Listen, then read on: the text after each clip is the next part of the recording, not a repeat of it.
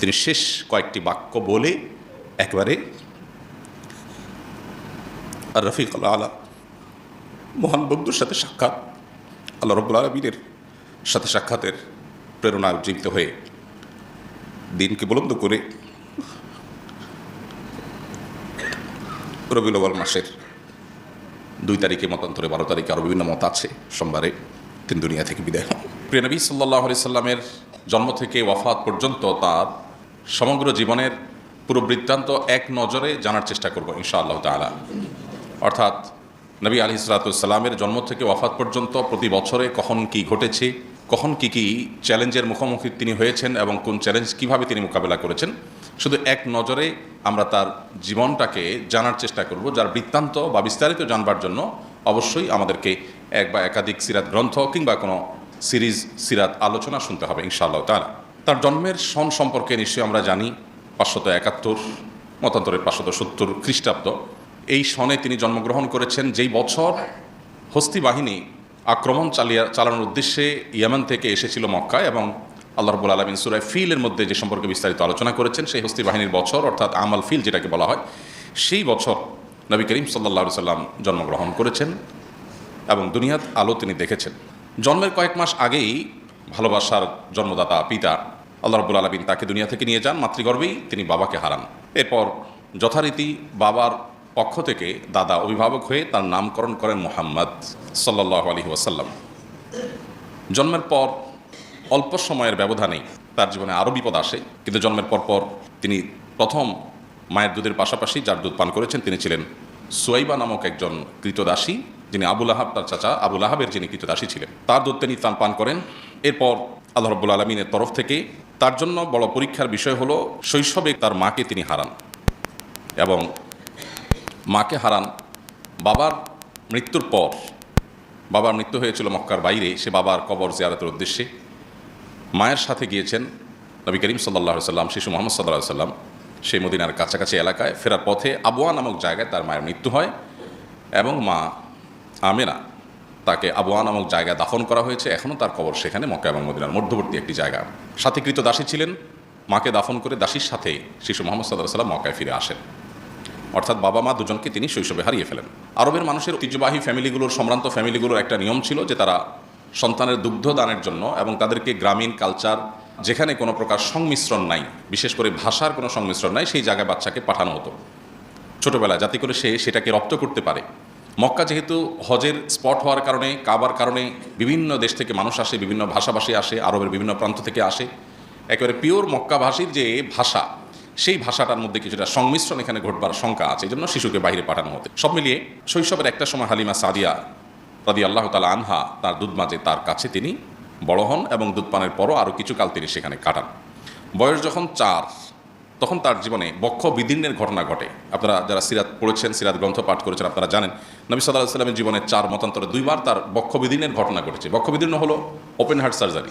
আল্লাহ রাব্বুল আলামিন জিবরিল আলাইহিস সালামকে পাঠিয়েছেন, এবং জিবরিল আলাইহিস সালামকে পাঠানোর পর শৈশবে মুহাম্মদ সাল্লাল্লাহু আলাইহি সাল্লামকে একবার মা হালিমার কাছে যখন ছিলেন, তখন বাচ্চাদের সাথে খেলাধুলা করছেন, জিবরিল আসলেন, তাকে ধরে শুইয়ে দিলেন এবং তার বক্ষ বিদীর্ণ করে ভেতর থেকে তার বিভিন্ন অর্গান বের করে সেগুলোকে জান্নাত থেকে আনা পানি, জিবরিলের সাথে আনা পাত্র, সেটাতে পরিষ্কার করে রেখে আবার সেটাকে তিনি জোড়া লাগিয়ে দিলেন এবং তিনি উঠে গেলেন।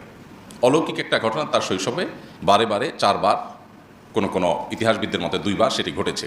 এরপর বয়স যখন 7, এই বক্ষবিদীর্ণের ঘটনা মূলত আল্লাহ রাব্বুল আলামিন ঘটিয়েছেন। তাকে যেহেতু নবী করা হবে, তাকে আল্লাহ রাব্বুল আলামিন অলৌকিকভাবে তার মধ্যে কিছু জিনিস ঘটিয়ে তাকে, তার পরিবারকে, মক্কাবাসীকে বার্তা দিচ্ছিলেন যে এই শিশু অন্য 10টি শিশুর মতো নয়, এ আল্লাহর নবী হবেন, আল্লাহ রাসূল হিসেবে মনোনীত।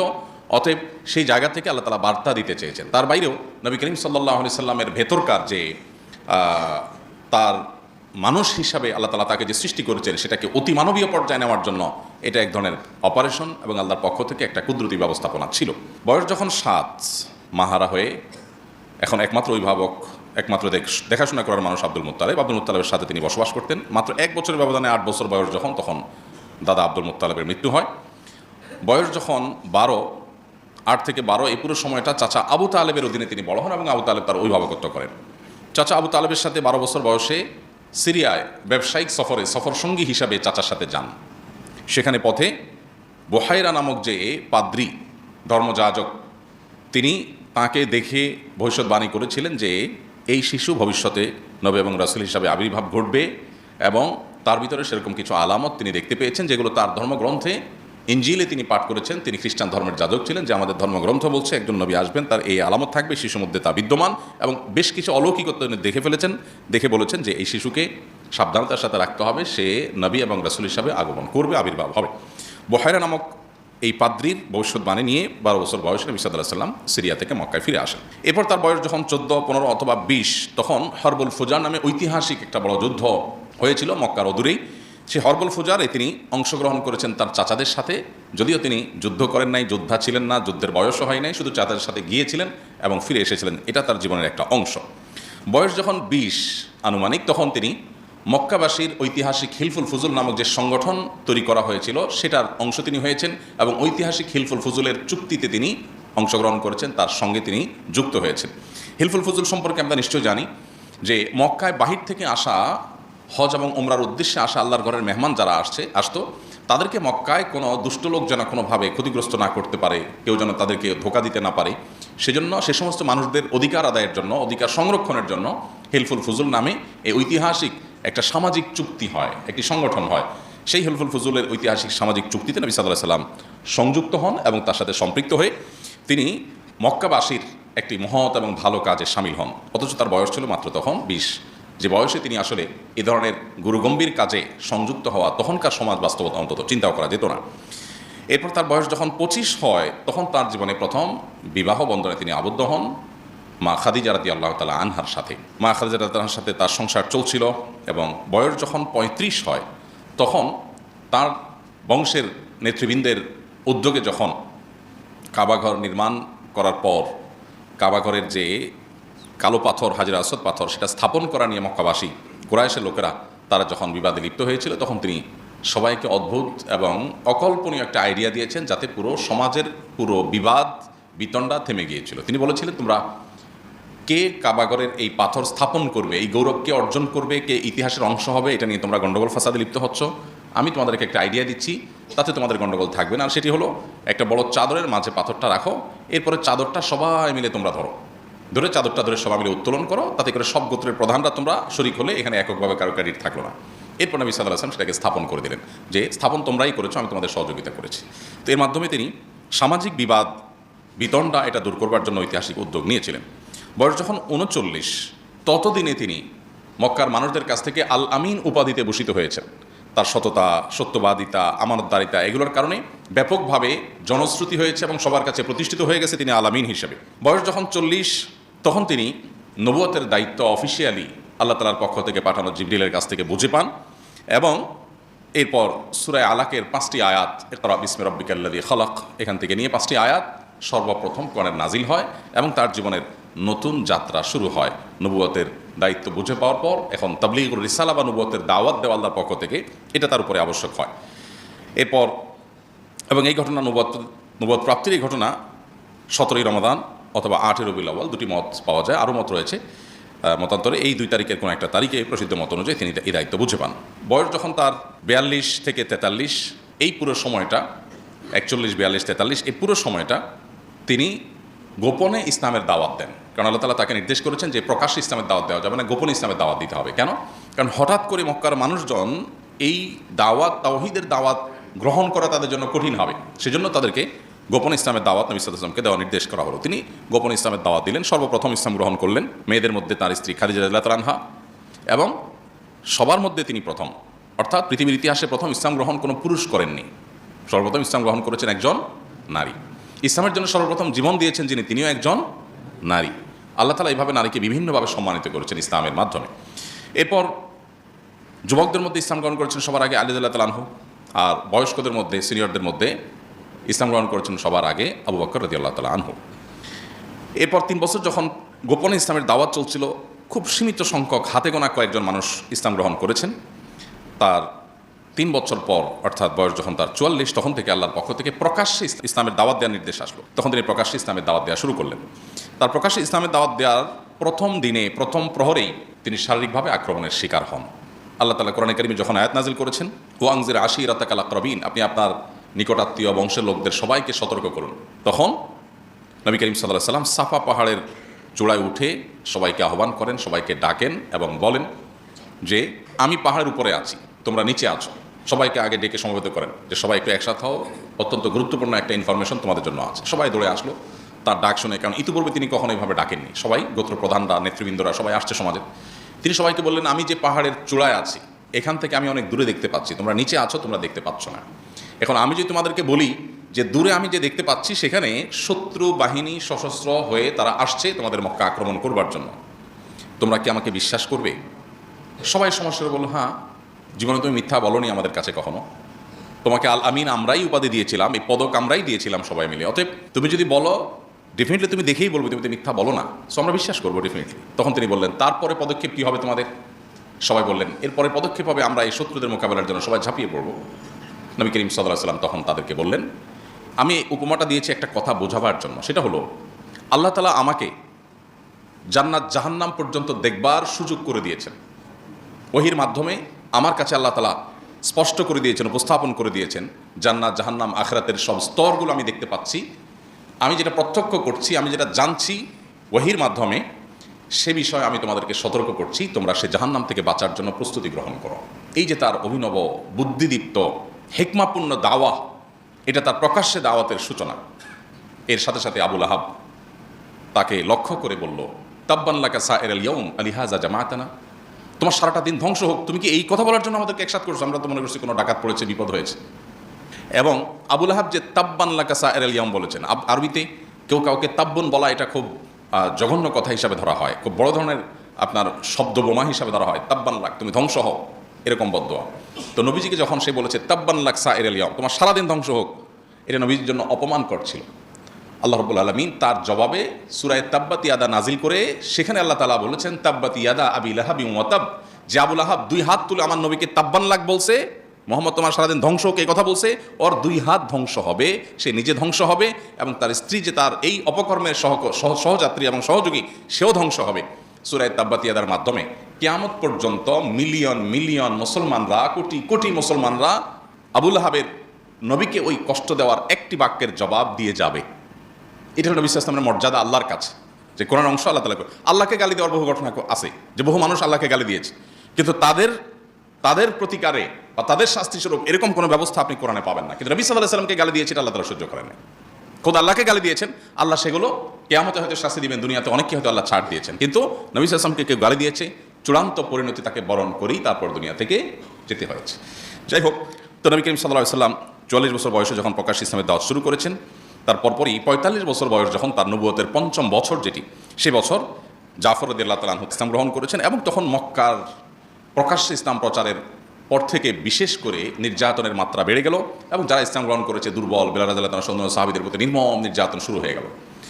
যখন নির্যাতন শুরু হয়েছে, দুর্বল মুসলমানরা তারা আসলে মক্কায় টিকাটা কঠিন হয়ে যাচ্ছিল, তখন আল্লাহর নির্দেশে প্রথম হিজরত বা দেশ ত্যাগের নির্দেশ আসে, যেটাকে হিজরতে হাবশা বলা হয়। এখন বর্তমানে আধুনিক বিশ্বের ইথিওপিয়ার রাজধানী আদ্দিস আবাবা থেকে কয়েকশো কিলোমিটার দূরে টিগ্রে নামক একটা অঞ্চল আছে, বিভাগ আছে তাদের। সে টিগ্রে এলাকায় হাবসি ভিলেজ এখনও আছে এবং সেখানকার যেই ব্যক্তি তাদেরকে ওয়েলকাম করেছেন, সেখানকার যে শাসক ছিলেন নাজাশি যাকে বলা হয়, সে নাজাশি বাদশাহ, তিনি ইসলাম গ্রহণ করেছেন নবীজিকে না দেখেই, তার বর্ণনা শুনেই, এবং নবী সাল্লাল্লাহু আলাইহি ওয়াসাল্লাম তার মৃত্যুর সংবাদ শুনে দূরদেশ আরব থেকে তিনি তার জানাজার সালাত, গায়েবানা জানাজার সালাত আদায় করেছিলেন। এই পুরো ঘটনা অর্থাৎ হিজরতে হাবশার ঘটনা, এটি নবী সাল্লাল্লাহু আলাইহি ওয়াসাল্লামের নবুয়তের ৫ম বছর বা তার বয়স যখন ৪৫ সে বছর ঘটে। এবং সে বছর দুইবার হিজরতের ঘটনা ঘটে। প্রথমবার হিজরতে কয়েকজন নারী পুরুষ, 11 জন পুরুষ এবং 5 জন নারী ছিলেন। আর দ্বিতীয় দফা হিজরতে 86 জন পুরুষ এবং 16 জন নারী ছিলেন এবং এদের নেতৃত্বে ছিলেন প্রথম দফাতেই জাফর রাদিয়াল্লাহু তাআলা আনহু। এবং একই বছর নির্যাতনের স্টিম রোলারে সুমাইয়া রাদিয়াল্লাহু তাআলা আনহা, একজন নারী, তিনি শাহাদাত বরণ করেন এবং তাকে নির্মমভাবে, অত্যন্ত নৃশংসভাবে লজ্জাস্থানে বর্ষার আঘাত দিয়ে তাকে হত্যা করা হয়, তাকে খুন করা হয়, তিনি শাহাদাত বরণ করেন। ইসলামের ইতিহাসের প্রথম শহীদ যিনি জীবন দিয়েছেন তিনি সুমাইয়া রাদিয়াল্লাহু তাআলা আনহা। এরপর তার বয়স যখন 46 এবং নবুয়তের 6ষ্ঠ বছর, সেই বছর হামজা এবং ওমর রাদিয়াল্লাহু তাআলা আনহুমা দুজনে ইসলাম গ্রহণ করেন। এবং সর্বপ্রথম ওমর রাদিয়াল্লাহু ইসলাম গ্রহণ করার পরে তিনি বললেন, আমরা যখন সত্য দ্বীনের অনুসারী, তাহলে আমরা গোপনে কেন নামাজ পড়বো? আমরা হারামে প্রকাশ্যে নামাজ পড়বো। তখন মসজিদুল হারামে প্রকাশ্যে তার নেতৃত্বে নামাজ পড়া শুরু হয়। বয়স যখন তার 47 এবং নবুয়তের 7ম বছর, তখন তার উপর এবং মুসলমানদের উপর নেমে আসে নির্যাতনের সবচেয়ে বড় স্টিম রোলার, যেটাকে অবরোধের সময় বলা হয়। সে আবি তালেব একটা জায়গায় নবী সাল্লাল্লাহু আলাইহি ওয়াসাল্লাম তার প্রতি তার অনুসারী এবং তাকে যারা সহযোগিতা করেছে কুরাইশ বংশের, তাদেরকে একঘরে করে রাখার জন্য মক্কার মুশরিকরা সিদ্ধান্ত নিল এবং 3 বছর টানা তাদের সাথে সকল প্রকার কথাবার্তা, যোগাযোগ, লেনদেন, কেনাবেচা সব বন্ধ করে দিল। যেটা সেই যুগের, সেই পৃথিবীতে সেই অবরোধের মধ্যে কোনো মানুষের বেঁচে থাকাও সম্ভব না যদি সমাজের মানুষ অবরোধ করে। সেরকম একটা পরিস্থিতিতে অত্যন্ত করুণ পরিস্থিতি হয়েছিল এবং মানুষ না খেয়ে সাহাবীরা কঙ্কালসার হয়ে যাচ্ছিল, মৃত্যুর মুখোমুখি হয়ে যাচ্ছিল এবং খুব ভয়াবহ সময় পার করেছিল 3টি বছর। এবং একটা পর্যায়ে তার বয়স যখন 48 এবং নবুয়তের 8ম বছর, তখন আল্লাহ তাআলা তার মাধ্যমে একটা অলৌকিক মুআজিজা ঘটান, যেটাকে শাকুল কামার বা চন্দ্র দ্বিখণ্ডিত হওয়ার ঘটনা বলে। মক্কার মানুষজন, শত শত হাজারো মানুষ যারা দেখেছে যে নবী সাল্লাল্লাহু আলাইহি ওয়াসাল্লাম হাতের আঙ্গুল ইশারা যখন করেছেন আল্লাহর নির্দেশে, চাঁদ দুপাশে আলাদা হয়েছে, আবার সেটা সম্মিলিত হয়েছে। কোরআনে যেটাকে আল্লাহ তাআলা বলেছেন ওয়ান শাক্কাল কামার, চন্দ্র বিদীর্ণ হয়েছে, অতএব কিয়ামত নিকটবর্তী। তো সেই ঘটনাটি ঘটেছে নবী সাল্লাল্লাহু আলাইহি ওয়াসাল্লামের নবুয়তের এই পর্যায়ে আনুমানিক। এবং তারপর যখন 50, নবুয়তের 10ম বছর, তখন বয়কট শেষ হয়, যে বয়কট 3 বছর ধরে চলেছিল। এবং একই বছর তার জীবনের সবচেয়ে বড় 2 সহযোগী, ভরসাস্থল, একজন বাহিরে থাকা আবু তালেব চাচা আর ভেতরে থাকা খাদিজা রাদিয়াল্লাহু আনহা, দুজনেই একই বছর মারা যান। তার জীবনের এই বছরটাকে বলা হয় আমাল হুজুন বা বিপদের বছর, কারণ সবচাইতে আপন দুজন মানুষ একসাথে চলে যান। এবং এই যে আল্লাহ তাআলা তার নবীকে পরীক্ষা করেছেন, এটা আল্লাহ তাআলার হেকমাপূর্ণ সিদ্ধান্ত যে তার নবীকে তিনি স্ট্রং করবেন, মজবুত করবেন বড় কোনো কাজের জন্য। একের পর এক বাধা, পরীক্ষা, চ্যালেঞ্জ তাকে পার করে সামনে যেতে হয়েছে। এরপর একই বছরে তিনি সাউদা রাদিয়াল্লাহু তাআলা আনহা এবং আয়েশা রাদিয়াল্লাহু তাআলার সাথে তার আগদ সম্পন্ন হয়। আয়েশা রাদিয়াল্লাহু তাআলার সাথে সংসার জীবন শুরু করেন আরও অনেক পরে, কিন্তু শুধু আগদরা সম্পন্ন হয় তখন, আর সাউদা রাদিয়াল্লাহু তাআলার সাথে তখন আগদ এবং সংসার একসাথে শুরু হয়। এবং এই বছরই তিনি তায়েফে দাওয়াত নিয়ে যান এবং তার সাথে থাকা যায়েদ ইবনে হারিসা রাদিয়াল্লাহু তাআলার সাথে নির্মম নির্যাতনের শিকার হন, রক্তে রঞ্জিত হয়ে মক্কায় ফিরে আসেন। বয়স যখন তার 52 এবং নবুয়তের 12তম বছর, সে বছর তার জীবনে ইসরা এবং মেরাজের ঘটনা ঘটে এবং 5 ওয়াক্ত নামাজের বিধান আল্লাহ তাআলা তাকে দেন। এবং একই বছর মদিনা থেকে আসা 12 জন হাজি যারা হজে আসছেন, তারা মিনার কোনো একটা পাহাড়ের পাদদেশে নবী সাল্লাল্লাহু আলাইহি ওয়াসাল্লামের সাথে মিলিত হন এবং বায়াতে আকাবায়ে উলা বলা হয় ইতিহাসে। নবী সাল্লাল্লাহু আলাইহি ওয়াসাল্লামের হাতে হাত রেখে তারা বায়াত নেন, ইসলাম গ্রহণ করে এবং নবীজিকে মক্কায় যাওয়ার হিজরতের আমন্ত্রণ তারা জানান। অর্থাৎ শুরু থেকেই মদিনাতে হিজরত করার একটা প্রেক্ষাপট শুরু হয়। এরপর তার বয়স যখন 53, নবুয়তের 13তম বছর, তখন আল্লাহর পক্ষ থেকে হিজরতের অনুমোদন আসে, বায়াতে আকাবায়ে সানিয়া আসে, বা মদিনা থেকে এবছর হজ থেকে আসা, হজের জন্য আসা 72 জন পুরুষ এবং 12 জন নারী ইসলাম গ্রহণ করেন। এবং তারা বলেন, আপনি মদিনায় আসেন, মক্কাবাসীর জুলুমে আপনার থাকার কোনো মানে নাই, আপনার সাথে যত লোক আসবে সবাইকে ওয়েলকাম করার জন্য মদিনাবাসী আমরা প্রস্তুত, আপনি চলে আসেন। তখন তিনি পরামর্শ করলেন, আল্লাহর পক্ষ থেকে অনুমোদন আসলো হিজরতের, তিনি হিজরতের সিদ্ধান্তও নেন। এদিকে নবী সাল্লাল্লাহু আলাইহি ওয়াসাল্লামকে হত্যার বহু ষড়যন্ত্র আগেও হয়েছে, এখনও চলছে। নবী সাল্লাল্লাহু আলাইহি ওয়াসাল্লাম এর মধ্য দিয়েই বয়স যখন তার 54 এবং নবুয়তের যখন 14তম বছর শুরু, তখন তিনি হিজরতের উদ্দেশ্যে রাতের গভীরে অবকরদুল নবীর সাথে নিয়ে বের হন এবং মক্কা থেকে মাত্র 5 কিলোমিটার দূরে গারে সৌরে 3 দিন অবস্থান গ্রহণ করেন। অত্যন্ত সুকৌশলী একটা সিদ্ধান্ত। যখন মক্কা থেকে গারে সৌরে তিনি আশ্রয় নেন, তিনি সোজা টানা মক্কা থেকে মদিনার পথে চলে যেতে পারতেন, না গিয়ে তিনি মক্কা থেকে অদূরে 5 কিলোমিটার দূরে গিয়ে একটা গুহায় 3 দিন অবস্থান করেন। উদ্দেশ্য যে মক্কার মুশরিকরা তাকে খুঁজে পাবে না। তখনকার যে রাস্তা, এই রাস্তা ধাওয়া করে একজন মানুষকে ধরে ফেলা তো খুব সহজ কাজ। তো তিনি যদি রাস্তা কন্টিনিউ করতেন তাহলে তাকে তারা ধরে ফেলতো। আল্লাহর নির্দেশে, আল্লাহর ইশারায় তিনি গুহায় আশ্রয় নিলেন 3 দিন। 3 দিন ধরে যখন তাকে কোথাও খুঁজে পায়নি মক্কার মুশরিকরা, তখন তারা আশা ছেড়ে দিয়েছে, তাহলে আমাদের হাতের নাগালে বাইরে চলে গেছে। অথচ তিনি খুব কাছেই ছিলেন তখন। গারে সৌরে 3 দিন অবস্থান করার পর তিনি যখন একটা পর্যায়ে 1 থেকে 12 রবিউল আউয়াল পর্যন্ত টানা বিভিন্নভাবে সফর করার পর মদিনায় গিয়ে পৌঁছালেন, তখন মদিনাবাসী কুবা নামক জায়গা, যেখানে আমরা হজে গেলে দেখে থাকি কুবাতে একটা মসজিদ আছে, এইখানে মদিনার এন্ট্রেন্স পয়েন্ট ছিল, তখন প্রবেশ দ্বার ছিল মদিনার, তখনকার যে রুট ছিল সেই রুটে। এই জায়গায় শত শত মানুষ, যুবক, বৃদ্ধ, বিভিন্ন বয়সের শিশু সবাই একত্র হয়ে নবী সাল্লাল্লাহু আলাইহি ওয়াসাল্লামকে ওয়েলকাম করেন এবং তলা আল বদরু আলাইনা ওয়াক্তাবাত মিনহাল বুদুরু, এই যে ঐতিহাসিক যে তাদের কবিতার মাধ্যমে নবী সাল্লাল্লাহু আলাইহি ওয়াসাল্লামকে ওয়েলকাম করানো, সেটা তারা করেছে। এরপর তিনি মসজিদে মদিনায় ঢোকার পর তার বয়স যখন 54, নবুয়তের 14তম বছর এবং হিজরতের প্রথম বছর, এই বছরে তিনি মদিনায় ঢুকে প্রথম মসজিদে কুবা নির্মাণ করলেন। এরপরে পাশে আরেকটা মসজিদ তৈরি করলেন, এটা মসজিদে জুমা, এবং একই বছর মসজিদে নববী তৈরি করলেন এবং ঐতিহাসিক মদিনা সনদ ইয়াহুদীদের সাথে এই বছরই তিনি সম্পাদন করেন। আজান ইকামতের বিধিবিধান এই বছরই শুরু হয় এবং এই বছরই সালমান ফারসি রাদিয়াল্লাহু তাআলা ইসলাম গ্রহণ করেন। অনেকগুলো ঘটনাবহুল বছর ছিল এটি। তার বয়স যখন 55 এবং হিজরতের 2য় বছর, এই বছরে কেবলা পরিবর্তনের বিধান আসলো। তিনি যখন মক্কা থেকে মদিনা আসছেন, তখন তিনি মদিনা থেকে তিনি বাইতুল মাকদিসের দিকে নামাজ পড়তেন। তারপর আল্লাহ নির্দেশ করলেন যে আপনি কাবার দিকে ফিরে নামাজ পড়ুন। আপনারা মদিনা যারা যান, দুই কেবলার মসজিদ সম্পর্কে জানেন, সেখানে আল্লাহর বিধান আসার সাথে সাথে সাহাবীরা নামাজের মধ্যেই কেবলা পরিবর্তন করে, এই জন্য এটাকে দুই কেবলার মসজিদ বলা হয়। যে একই নামাজে দুইটা কেবলা তারা মেনটেন করেছেন। প্রথমে কিছু নামাজ পড়েছেন বাইতুল মুকাদ্দাসের দিকে, এরপরে যখন নামাজরত অবস্থায় কেউ একজন এসে সংবাদ দিল যে মুহাম্মদ সাল্লাল্লাহু আলাইহি ওয়াসাল্লাম এর প্রতি আল্লাহ তাআলা নতুন বিধান জারি করেছেন, মক্কার দিকে কাবার দিকে ফিরে নামাজ পড়তে হবে, তখন তারা নামাজের মধ্যেই ফিরে যান, চেঞ্জ হয়ে যান। এই জন্য এটাকে দুই কেবলার মসজিদ বলা হয়। আমরা যারা মদিনা যাই তারা অনেকেই সেটা দেখার জন্য যাই।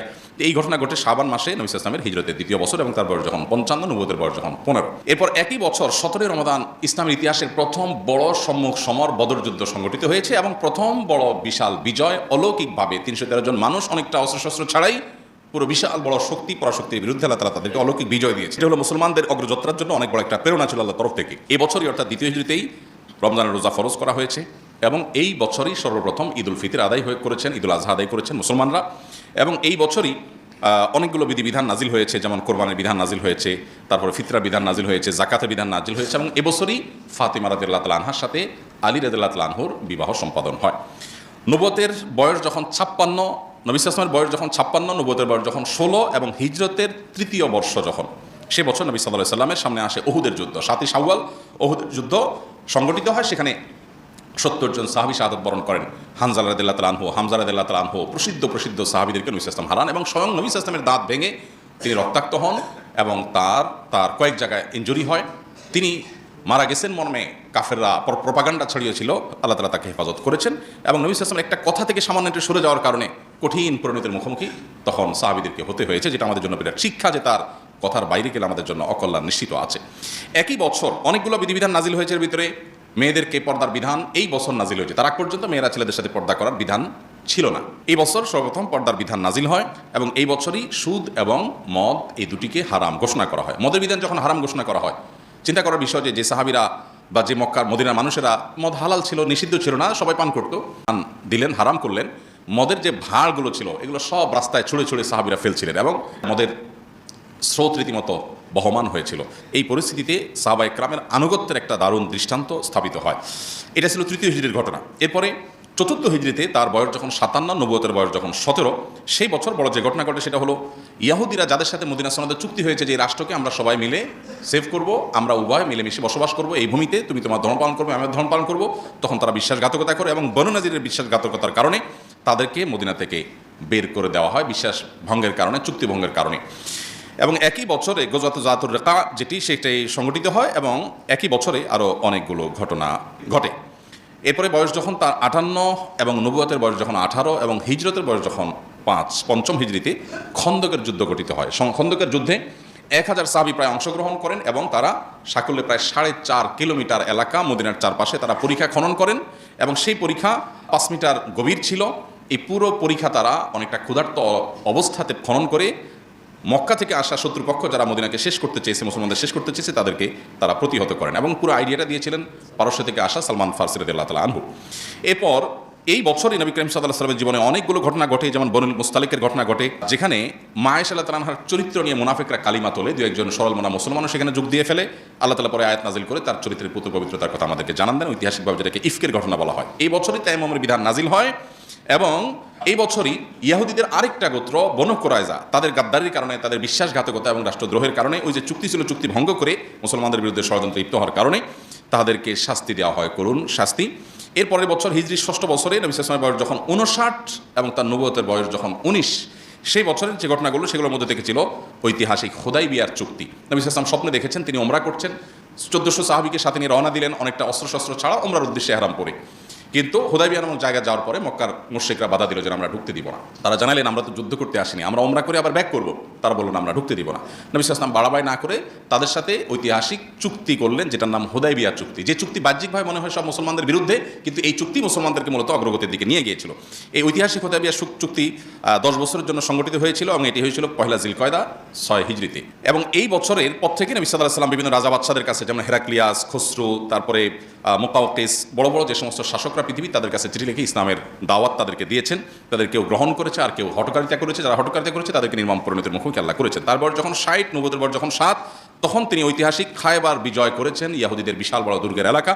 এবং একই বছর আগের বছরের ওমরা হুদাইবিয়া চুক্তি অনুযায়ী পরবর্তী সাহাবীদেরকে নিয়ে কাজা করেছেন, ওমরাতুল কাজা। এবছরের সাফিয়া মাইমুন রাদিয়াল্লাহু তাআলার সাথে বিয়ে হয়েছে। তার বয়স যখন 61, নবুয়তের বয়স যখন 21 এবং হিজরত যখন অষ্টম হিজরি সন যখন অষ্টম হিজরিতে, তখন তিনি ঐতিহাসিক মক্কা বিজয়ের সুযোগ এবং নিয়ামত লাভ করেন। রমজান মাসে অনেকটা রক্তপাতহীনভাবে সারা জীবন যারা কষ্ট দিয়েছে তাদেরকে সাধারণ ক্ষমা করে তিনি মক্কা বিজয় করেন। এবং একই বছর হুনাইনের যুদ্ধে সাহাবীদের সংখ্যা অনেক বেশি ছিল, কিছুটা আত্মপ্রসাদ চলে এসেছে। কোরআনে আল্লাহ উল্লেখ করেছেন সাময়িকভাবে আল্লাহ তাআলা এক ধরনের সাহাবীদেরকে এক ধরনের পরাজয়ের স্বাদ দিয়ে আবার আল্লাহ তাআলা নবী সাল্লাল্লাহু আলাইহি ওয়াসাল্লামের নেতৃত্বে মুহূর্তের মধ্যে তাদেরকে বিজয় দেন এবং বিপুল পরিমাণ যুদ্ধ লব্ধ সম্পদ তারা আহরণ করেন। এরপর তায়েফ অবরোধ করেন এবং সেখান থেকে প্রচুর পরিমাণ সম্পদ আহরণ করেন এবং একটা অপশক্তিকে দমন করেন নবী সাল্লাল্লাহু আলাইহি ওয়াসাল্লাম। হিজরির নবম বর্ষে, তার বয়স যখন 62, মৃত্যুর মাত্র 1 বছর আগে, তখন ঐতিহাসিক তাবুক যুদ্ধ এটা তিনি নেতৃত্ব দেন এবং রোমানদের বিরুদ্ধে মূলত এটি বিশাল বড় বাহিনী হয়েছে, কিন্তু এখানে কোনো সংঘাত হয়নি। সংঘাতের আগেই, সংঘাত ছাড়াই মুসলমানদেরকে আল্লাহ বিজয় দিয়ে দিয়েছেন এবং তাদের মনে ভয় ঢুকে দিয়েছেন। তারা ভয়ে সব পালিয়ে ছত্রভঙ্গ হয়ে চলে গেছে। মুসলমানরা কোনো রক্তপাত ছাড়াই বিজয় লাভ করে ফিরে এসেছেন। এরপরে মুনাফিকদের চরিত্র এই বছর প্রকাশ হয়েছে এবং বিদায় হজের প্রস্তুতি এবং বিদায় হজের বিধিবিধান এই বছর নাজিল হয়। তার বয়স যখন 63, জীবনের শেষ বছর এবং হিজরতের 10ম বছর, সে বছর তিনি ঐতিহাসিক বিদায় হজের খুতবা, যেটা ঐতিহাসিকভাবে আজও মানব ইতিহাসের কাছে রোল মডেল, সেই খুতবায় তিনি মানবাধিকার, নারী অধিকার, শ্রমিকদের অধিকার, বিভিন্ন বিষয়ে মানুষকে সচেতন করে তিনি ঐতিহাসিক খুতবা দেন, যেটা আজও গোটা পৃথিবীতে চর্চা হয়। 1500 বছর আগের খুতবা যেন আজকের জন্য জাজ্জল্যমান এবং শাশ্বত। এবং এই বছর এবং ওই দিনই আল-ইয়াউমা আকমালতু লাকুম দীনাকুম এই আয়াত নাজিল হয় যে আজকে তোমাদের দিনকে পরিপূর্ণ করে দেওয়া হলো। এবং এরপর নবী সাল্লাল্লাহু আলাইহি ওয়াসাল্লাম এই হজের পরেই যখন মদিনায় আসেন, পথ থেকে তিনি অসুস্থ হয়ে গেলেন, মদিনায় গিয়ে পরিপূর্ণ অসুস্থ হলেন। এই অসুস্থতাই আস্তে আস্তে তাকে মৃত্যুর দিকে নিয়ে গেল এবং এরপর তিনি আর সুস্থ হলেন না। আস্তে আস্তে ধীরে ধীরে তিনি দুর্বল হতে থাকলেন। একটা পর্যায়ে যখন জীবনের শেষ মুহূর্ত, তিনি বারবার আয়েশা রাদিয়াল্লাহু তাআলার কক্ষে ছিলেন এবং বারবার সেন্সলেস হয়ে যাচ্ছিলেন। যখন তার সেন্সলেস হয়ে যাচ্ছিলেন, তাকে উজু করানো হলো, মুখে পানি দেওয়া হলো, ঠান্ডা পানি দেওয়া হলে তিনি একটু হুঁশ আসে নামাজ পড়ার জন্য, কিন্তু আবার বেহুশ হয়ে যান, আবার হুঁশ আসে বহুত কষ্টে, আবার বেহুশ হয়ে যান। এভাবে কয়েক দফা হয়েছে। একটা পর্যায়ে তিনি কোনো রকম নামাজ পড়তে পারলেন। তারপরে তার জীবনের করে শেষ অন্তিম মুহূর্ত তখন তিনি তার আম্মা জান আয়েশা তার কক্ষে ছিলেন। দেখতে পেলেন যে আম্মা জান আয়েশার একজন ভাই প্রবেশ করেছে কক্ষে, তার হাতে মেসওয়াক। তিনি ইশারা দিলেন, তখন জবান বন্ধ হয়ে গেছে। ইশারা দিলেন যে এই মেসওয়াকটা আমাকে দেওয়া যাবে কিনা। মেসওয়াকটা দেওয়া হলো। তখন খাজা আয়েশা রাদিয়াল্লাহু তাআলা মেসওয়াকটা চাবিয়ে দিলেন, কারণ নবী সাল্লাল্লাহু আলাইহি ওয়াসাল্লামের তখন তার দিয়ে চাবানোর শক্তি ছিল না। নবী সাল্লাল্লাহু আলাইহি ওয়াসাল্লাম তখন মেসওয়াক করলেন। মেসওয়াক করতে করতে তিনি শেষ কয়েকটি বাক্য বলে একবারে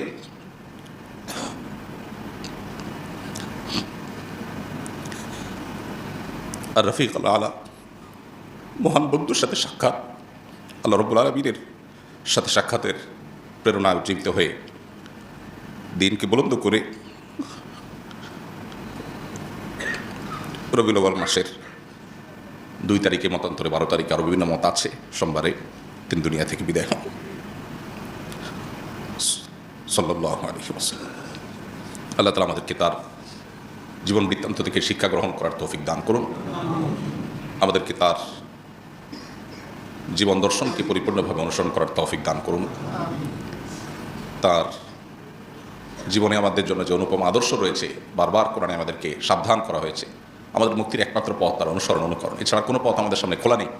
অতএব মুসলমান হিসাবে নবী সাল্লাল্লাহু আলাইহি ওয়াসাল্লামের সম্পূর্ণ আদর্শকে, তার জীবনকে আমরা অনুসরণ, অনুকরণ করার চেষ্টা করব। সেটাই হবে প্রকৃত সার্থকতা আমাদের। আল্লাহ তাআলা আমাদের সবার প্রতি সেই তৌফিক আল্লাহ আমাদের সবাইকে দান করুন। এবং তিনি যে কষ্ট করেছেন, পরিশ্রম করেছেন, সারা জীবন যে ত্যাগ তিতিক্ষা করেছেন এই উম্মতের জন্য, আল্লাহ তাআলা আমাদের সবার তরফ থেকে তাকে সর্বোত্তম বিনিময় দান করুন। শান্তির বাড়িধারা আল্লাহ তাআলা তার প্রতি বর্ষণ করুন।